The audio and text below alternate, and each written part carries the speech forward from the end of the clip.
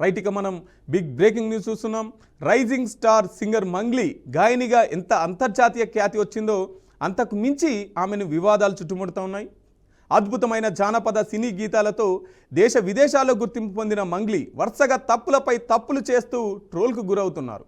తెలియక చేశానంటూ క్షమించండి అనడం ఆమెకు అలవాటుగా మారిపోయింది. 10 కోట్ల రూపాయల స్కామ్లో మంగ్లీపై పంజగుట్ట పోలీస్ స్టేషన్లో కేసు నమోదైంది.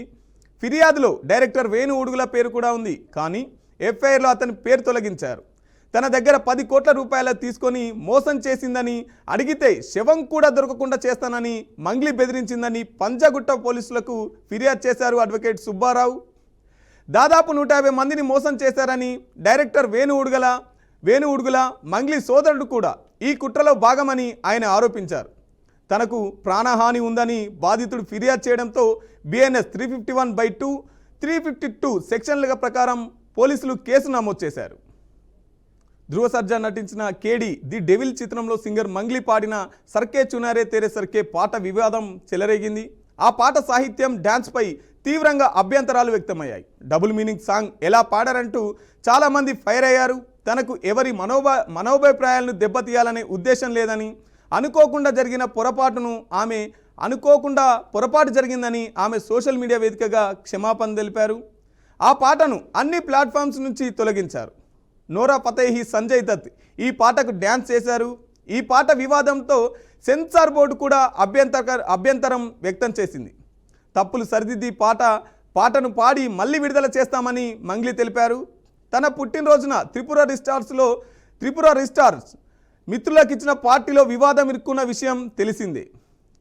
విదేశీ మద్యంతో పాటు డ్రగ్స్ కూడా ఆ పార్టీలోని ఉన్నాయని వెలుగులోకి వచ్చాయి. పోలీసులు రైడ్ చేసి కేసు నమోదు చేశారు. డ్రగ్స్తో తనకు సంబంధం లేదని, మందు పార్టీకి పోలీసులు అనుమతి తీసుకోవాలనే విషయం తెలియదని అప్పట్లో క్షమాపణ చెప్పారు మంగ్లీ. ఇదిలా ఉండగా మరో పెద్ద స్కామ్లో ఆమె ఇరుక్కున్నారు. రమావత్ మధు, భరత్ చౌహాన్, శైలజ, శివ చౌహాన్ వీళ్లతో కలిసి అధిక వడ్డీ ఆశ చూపించి జనాల దగ్గర 150 కోట్లు దండుకున్నట్టు తెలిసింది. బాధితులు విడివిడిగా కేసులు నమోదు చేశారు. హైదరాబాద్లో పబ్ నిర్వహిస్తున్నామని, అచ్చంపేటలో స్కూల్ ఉందని, మిర్యాలగూడలో ఆసుపత్రి ఉందని, వాటి అభివృద్ధికి పెట్టుబడులు పెడితే అధిక మొత్తంలో వడ్డీ ఇస్తామని చెప్పడంతో పెద్ద ఎత్తున పెట్టుబడులు పెట్టి మోసపోయారు. అడ్వకేట్ సుబ్బారావు చెబుతున్న సమాచారం ప్రకారం ఈ స్కామ్లో మంగ్లీ పాత్ర ఉందని అంటున్నారు. మంగ్లీ తమ్ముడు శివ అని, ఆయన సాక్ష్యాలతో ఉన్నాడని, మంగ్లీ మాత్రం స్కామ్ వెనుక సూత్రధారిగా ఉందని చెప్తున్నారు. కోకాపేటలో మంగ్లీ నివాసంలో తాము డబ్బులు చెల్లించినట్లు బాధితులు చెప్తా ఉన్నారు. మంగ్లీ ప్రాజెక్ట్ అని తమకు చెప్పడంతోనే ముందుకు వచ్చామని బాధితులు అంటున్నారు. మంగ్లీ మాత్రం ఈ వ్యాపారంతో, పెట్టుబడులతో తనకు సంబంధం లేదని మంగ్లీ ప్రకటించారు. మంగ్లీ తెలంగాణ జానపద గాయనిగా పేరు తెచ్చుకున్నప్పటికీ ఆమె తెలంగాణ కాదని ఇక్కడ కళాకారులు ఆవేదన వ్యక్తం చేస్తున్నారు. మంగ్లీ తెలంగాణ పాటలు పాడుతూ తెలంగాణ పేరిట అవార్డులు, రివార్డులు, వివిధ కార్యక్రమాలు, అవకాశాలు కొల్లగొట్టేందని వారి ఆరోపణ.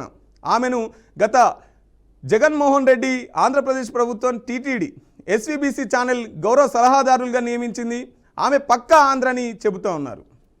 నిజానికి మంగ్లీ ఆంధ్రప్రదేశ్ అనంతపూర్ జిల్లా గుత్తి మండలం దగ్గరలోని బలిసినపల్లి గిరిజన బంజారా తందాకు చెందినవారు. ఆమె పేరు సత్యవతి రాథోడ్. నెల్లూరు దగ్గరలో జీనిగల కాళహస్తి గృహనామ తండాలో పెరిగారు. రూరల్ డెవలప్మెంట్ ట్రస్ట్ సహకారంతో 10వ తరగతి వరకు చదివారు. అదే సంస్థ సహకారంతో తిరుపతిలో శ్రీ వెంకటేశ్వర యూనివర్సిటీలో కర్ణాటక మ్యూజిక్లో డిప్లొమా కోర్సు పూర్తి చేశారు. హైదరాబాద్ వచ్చి జానపద గీతాలతో కెరీర్ ఆరంభించి అనతి కాలంలోనే గాయనిగా గుర్తింపు పొందారు. V6 ఛానల్లో మాటకారి మంగ్లీ కార్యక్రమంతో పాపులర్ అయ్యారు. తీన్మర్ మంగ్లీ కార్యక్రమంతో ఆమె యాస చూసి తెలంగాణ అమ్మాయి అనే ముద్ర తెచ్చుకున్నారు. తర్వాత మైక్ టీవీలో చేరారు. తెలంగాణ ఉద్యమంలో ఆమె పాడిన రేలారే రేరా పాట ప్రపంచవ్యాప్తంగా గుర్తింపు తెచ్చిపెట్టింది. సినీ గేయ రచయిత కాసర్ల శ్యామ్ ఆమెను సినిమాలో పాడించడంతో వరుస అవకాశాలు వచ్చి పడ్డాయి.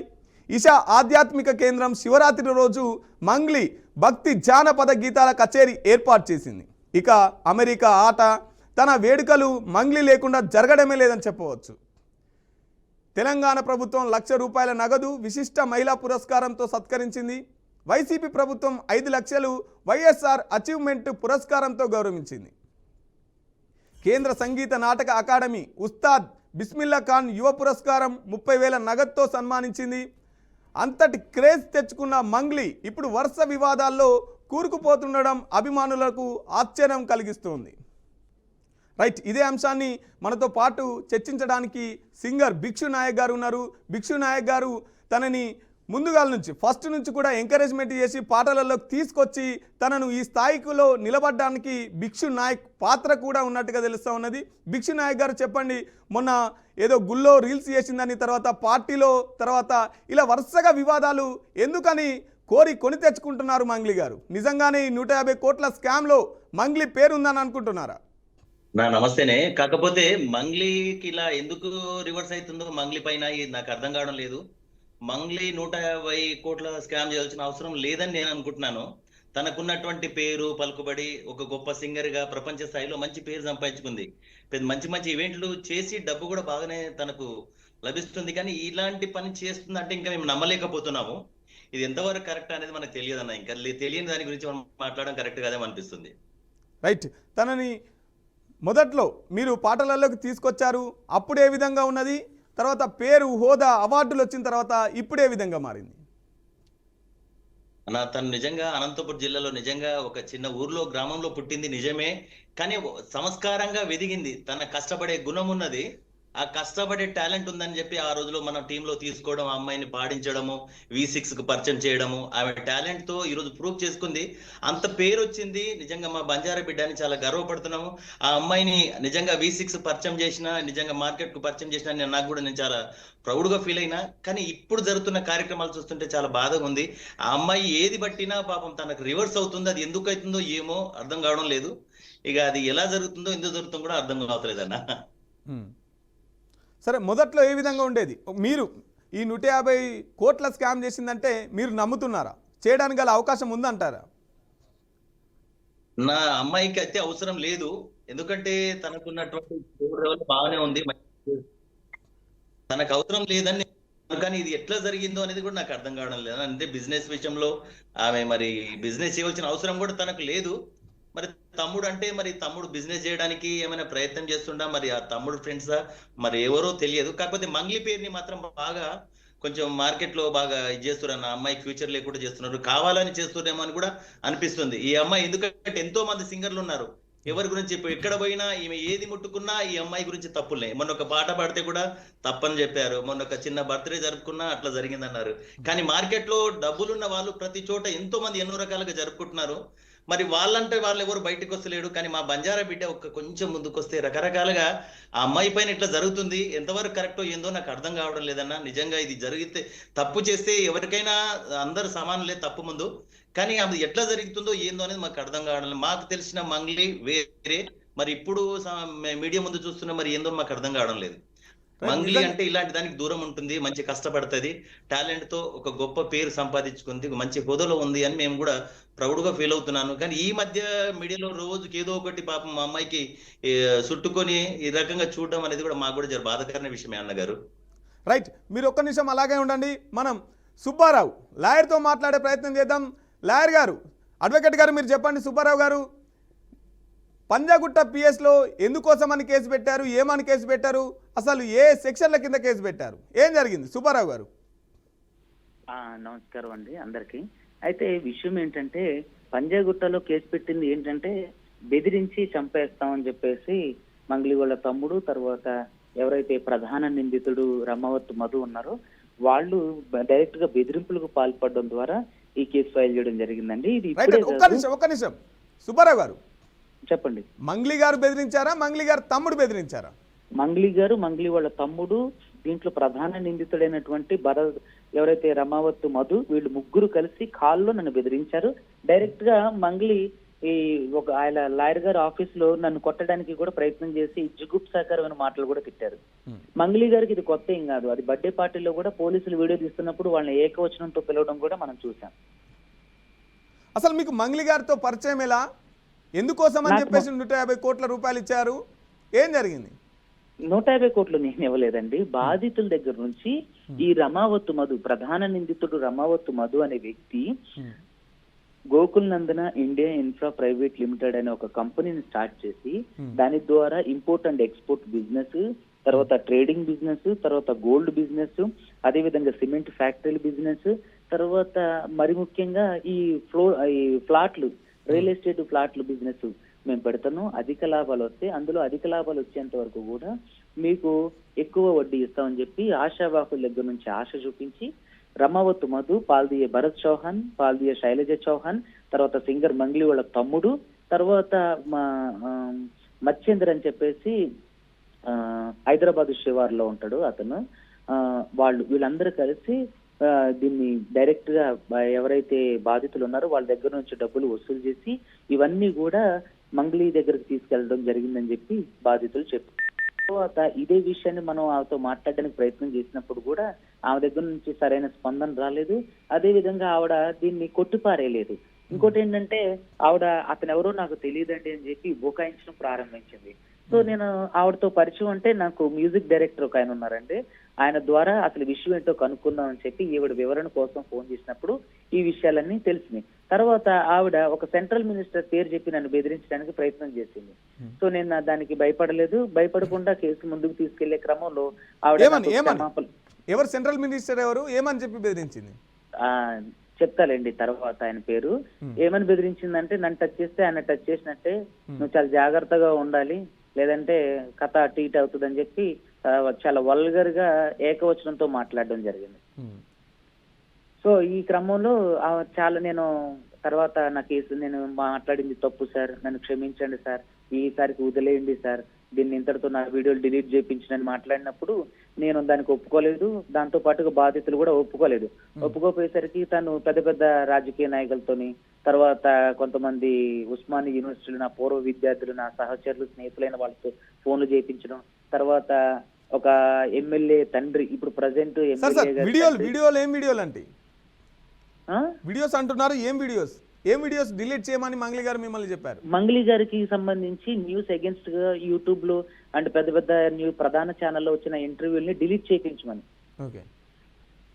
సో ఆ వీడియోలు డిలీట్ చేయించమని నన్ను మాట్లాడినప్పుడు నేను దానికి ఒప్పుకోలేదు, దానికి బాధితులు కూడా ఒప్పుకోలేదు. ఒప్పుకోని పక్షంలో ఆర్బిట్రేషన్ పిలిపించారు. ఆర్బిట్రేషన్ విఫలమైంది. ఆర్బిట్రేషన్ లో డైరెక్టర్ వేణు ఉడుగుల గారు, తర్వాత మ్యూజిక్ డైరెక్టర్ సురేష్ బొబ్బిలి గారు, తర్వాత మంగ్లీ అడ్వకేట్ పూజారి నాగేశ్వరరావు గారు, తర్వాత నేను మంగ్లీ అందరం కలిసి కూర్చొని బాధితులు తీసుకుని మాట్లాడడానికి రమ్మన్నప్పుడు, సో బాధితులు వెళ్ళినప్పుడు నన్ను డబ్బులు ఇచ్చి కాంప్రమైజ్ కావమని చెప్పి ప్రయత్నం చేశారు. అది విఫలమైంది. నాకు డబ్బులు వద్దండి, నా క్లయింట్లకి ఇచ్చేయండి, వాళ్ళకి ఇస్తే వాళ్ళకి సెటిల్ చేస్తే నాకు సెటిల్ చేసినట్టే, వాళ్ళ డబ్బులు నాకు వద్దండి, మీరు నాకేమి ఇవ్వద్దు, బాధితులకి ఇచ్చి సెటిల్ చేసుకోండి అంటే దానికి ఒప్పుకోలేదు. ఆ తర్వాత కొంచెం ఘర్షణ చోటు చేసుకుంది. మంగ్లీ నా పైన అంటే దుస్తుగా ప్రవర్తించింది. అదే విధంగా వాళ్ళ తమ్ముడు ఈవిడ అందరూ కలిసి చంపేపిస్తాం, మర్డర్ చేపిచ్చేస్తాం, వెహికల్ తో గుర్తించి చంపేపిస్తాం అని చెప్పి బెదిరించడం జరిగింది. ఏమని కేసులు పెట్టారు? ఏ సెక్షన్ల కింద కేసులు ఎఫ్ఐఆర్ అయ్యాయి? బిఎన్ఎస్ 351 సబ్ క్లాస్ 2 352 అండి. ఏమన్నారు పోలీసులు? ఏం చెప్పారు? ఇప్పుడు ఇన్వెస్టిగేషన్ జరుగుతుందండి, దాని గురించి మనం తర్వాత మాట్లాడాం. కానీ మంగ్లీ గారు దీనికి నాకు సంబంధమే లేదని చెప్పేసి మాట్లాడుతూ ఉన్నారు కదా మంగ్లీ గారు. అంటే 150 మంది బాధితులతో మనం మరి ప్రెస్ మీట్ పెట్టించి వాళ్ళందరితో చెప్పినప్పుడు మరి ఎందుకని దీన్ని ధీటుగా ఆవిడ స్పందించలేదు? బాధితులు అందరూ కూడా మీడియా ముందుకు వచ్చి మరి మాట్లాడారు కదా, అప్పుడు ఎందుకు స్పందించలేదు? బాధితులు అందరూ ఫోన్లు చేస్తే వాళ్ళ ఫోన్ నంబర్లు ఎందుకు బ్లాక్ చేస్తుంది? బాధితులందరూ కూడా కామెంట్ రూపంలో కామెంట్లు చేసి తన ఇన్స్టాగ్రామ్ వాటిలలో కామెంట్లు పెడుతుంటే ఎందుకు వాళ్ళ నుంచి పారిపోతుంది మంగ్లీ?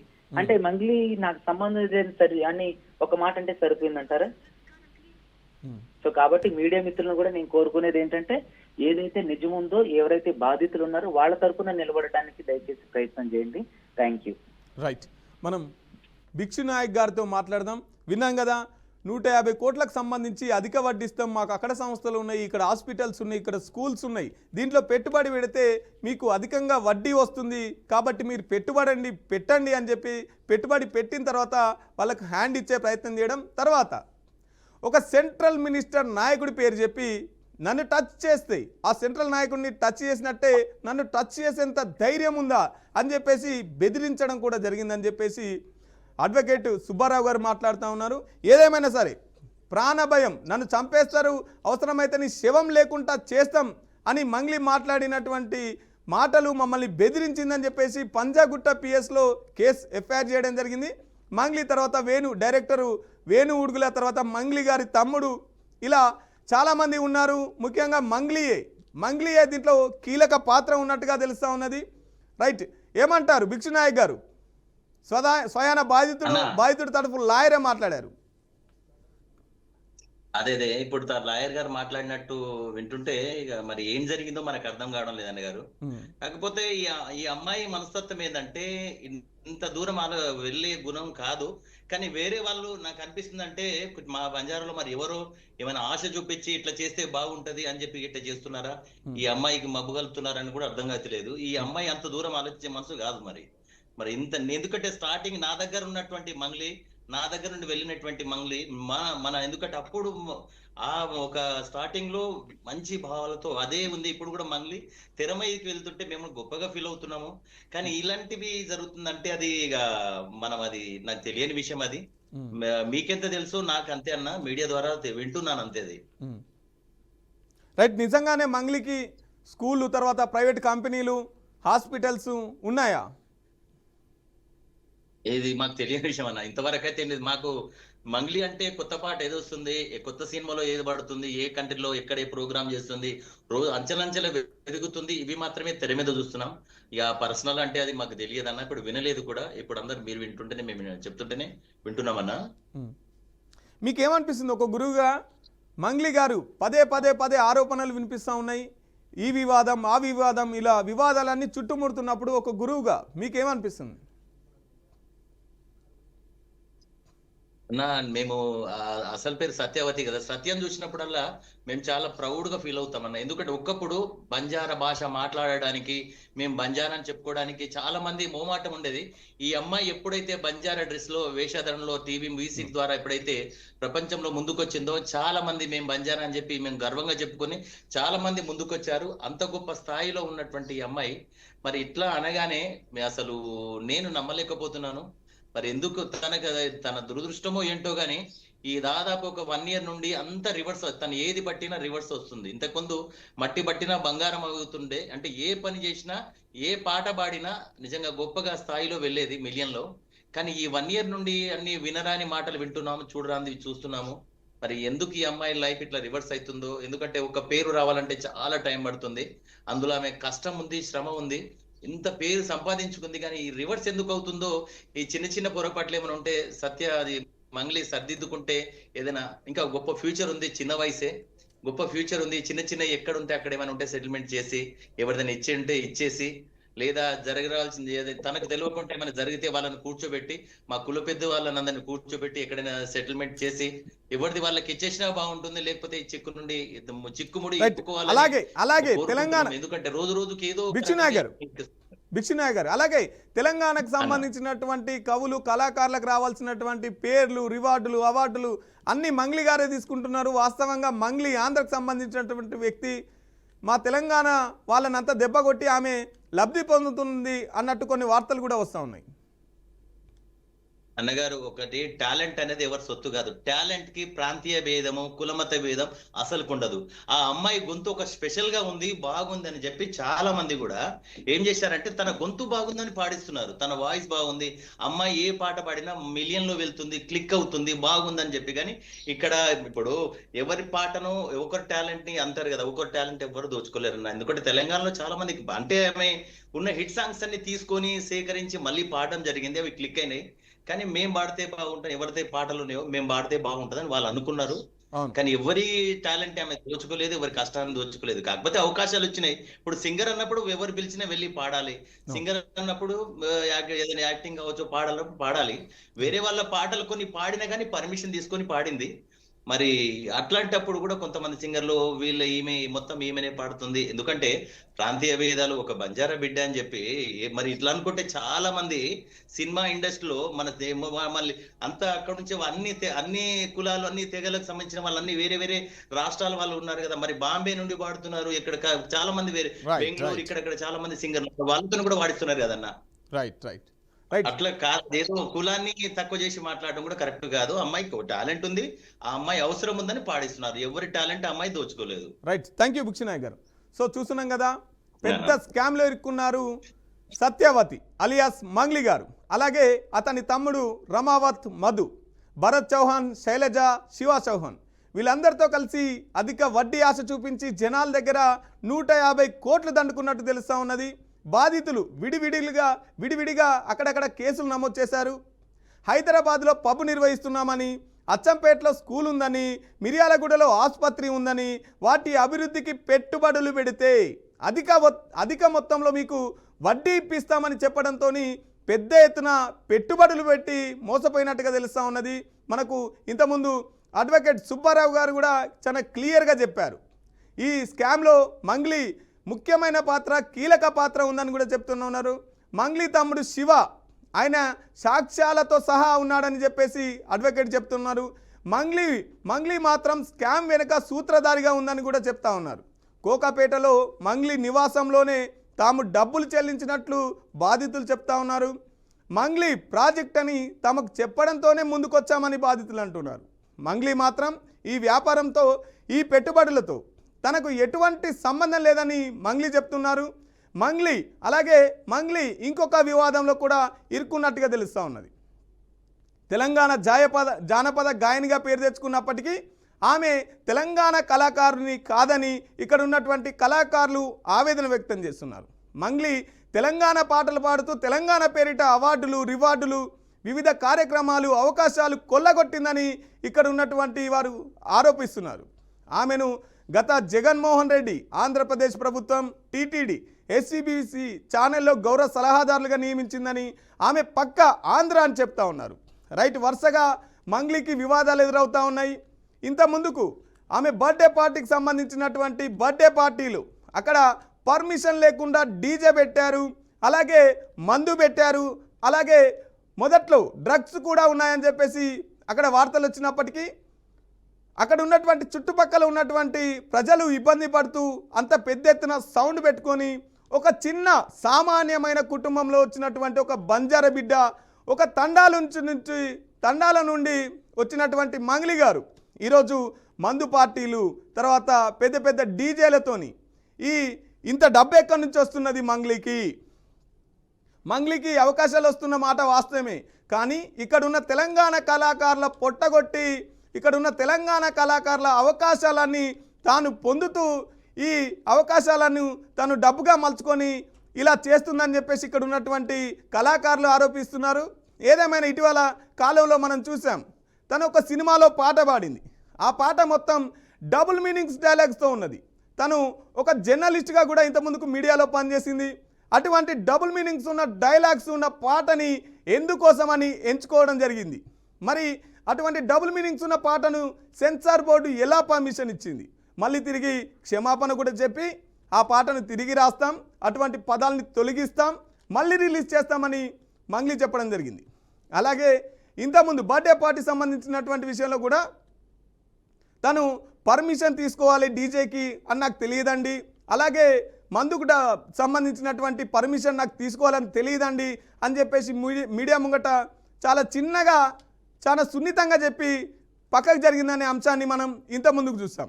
ఎందుకని చెప్పేసి ఎంత ఎదిగితే అంత ఒదిగి ఉండాలన్న చిన్న సామెత మంగ్లీ గారు మర్చిపోయారా? ఫేమ్ వచ్చింది, డబ్బులు వచ్చినాయి, ఎక్కడ పోయినా నన్ను గుర్తుపడుతున్నారు కాబట్టి నేనేం చేసినా చెల్లుతుందని మంగ్లీ గారు అనుకుంటున్నారు. వాస్తవంగా ఏ ప్రజలైతే ఆమెకు ఫేమ్ తీసుకొచ్చారో, ఏ ప్రజలైతే ఆమెకు ఫ్యాన్స్గా ఉన్నారో అదే ప్రజల్ని దోపిడీ చేయడం, అదే ప్రజల చేత తను వివాదాల్లో ఇరుక్కోవడం, అదే ప్రజలు ఈరోజు కామెంట్లు పెడతా ఉన్నారు, మంగ్లీ గారు మీరు చేసేది కరెక్ట్ కాదని, మంగ్లీ గారు మీరు ఇలా చేయడం సబబు కాదని. నిజంగా ఏ ఫ్యాన్స్ ద్వారానైతే మన్ననలు పొందిన మంగ్లీ ఈరోజు అదే ఫ్యాన్స్తోని ఎందుకు తిట్టించుకుంటుంది? తను ఇంతకుముందు కొన్ని మనం చూసాం, చాలా అంశాల్లో చూసాం, తను ఏదో గుడికెళ్ళి రీల్స్ చేయడం, మళ్ళీ తర్వాత క్షమాపణలు కోరడం, బర్త్డే పార్టీలో మందు పెట్టడం, తర్వాత డీజే పెట్టడం, క్షమాపణలు కోరడం, అసభ్యకరమైన పాటలు పాడి మళ్ళీ దాన్ని క్షమాపణలు కోరడం, ముందు చేయడం తర్వాత క్షమాపణలు కోరడం, ఇది మంగ్లీకి అలవాటు అయిపోయిందా? ఎందుకోసం అని చెప్పేసి మంగ్లీ తనకొచ్చిన ఫేమ్ని, తనకొచ్చినటువంటి గౌరవాన్ని, తనకొచ్చినటువంటి పలుకుబడిని ఎటువైపు ఉపయోగిస్తున్నారు, ఎటువైపు మలుస్తున్నారు? నిజంగానే మంగ్లీ గారికి ప్రైవేట్ స్కూల్, తర్వాత కంపెనీలు ఏదైతే ఇవన్నీ ఉన్నాయని చెప్తున్నదో, నిజంగానే మంగ్లీ గారు పబ్బు పెడదామని వీళ్ళ అందరి దగ్గర నుంచి డబ్బు వసూలు చేసిందా? ఇవన్నిటికీ మన లాయర్ గారు కేసు పెట్టారు. కేసుకు సంబంధించినటువంటి సెక్షన్లు కూడా మనం చూస్తూ ఉన్నాం. ఏదేమైనా పోలీసులు నిజాన్ని నిగ్గు తేల్చాల్సినటువంటి సమయం వచ్చింది. మంగ్లీ గారు ఏదేమైనా కూడా చిన్న సామెత గుర్తుపెట్టుకోవాలండి, ఎంత ఎదిగితే అంత ఒదిగి ఉండాలనే సామెతను గుర్తు చేస్తున్నారు ఈరోజు మీ ఫ్యాన్స్. సో చూసాం కదండి, ఇది ఇవాల్టి స్పెషల్ డ్రైవ్. చూస్తూనే ఉండండి BRK న్యూస్, తెలుగు సత్తా. Thank you.